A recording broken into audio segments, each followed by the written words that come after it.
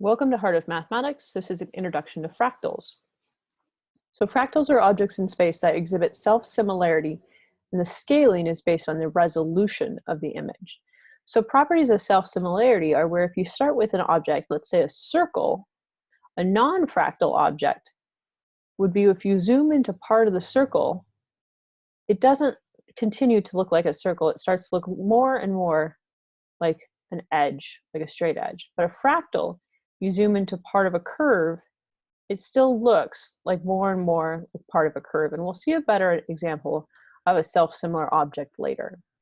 The idea of scaling with fractals is that as you look at the size of features with a non-fractal object, the size of the features are roughly on the same scale.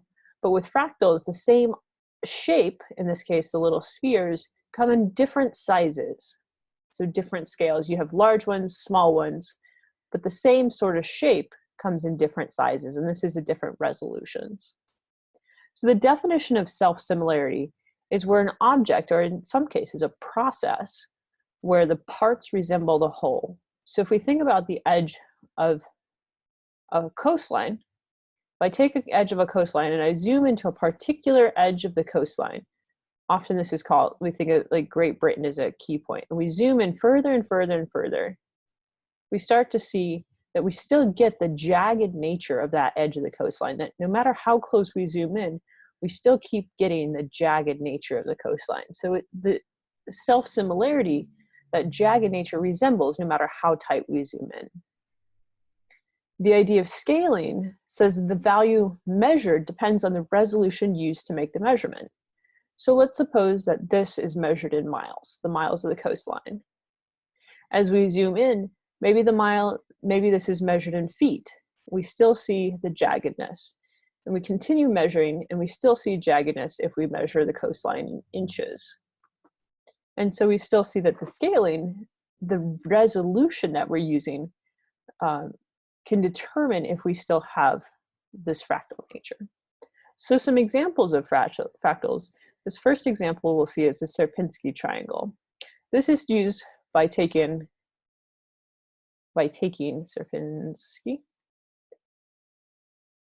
You take an equilateral triangle and you take out the middle third. So when you remove the middle third triangle, the middle triangle, by dividing each of the sides in half, so this is the middle quarter of the triangle, and you continue doing this with every equilateral triangle, you take out the middle quarter. So that middle triangle, and you remove that from the system. And so as you take out each of these triangles, you're left with a self-similar object. As we see here, this red triangle indicated here looks like its predecessor. I've got the three triangles with the blue triangles in between. I've got red triangle number 1, number 2, which matches up nicely with red triangle number 1, number 2, and then here number 3. So I see this property of scaling and self-similarity. So I see the scale down, and I also see the self-similarity. And as we continue down in resolution, we see that the triangle gets finer and finer and finer until we see kind of this final resolution. We can also see this with the idea of trees. So if we have a branch where we take one branch, and every entry we branch off with 3.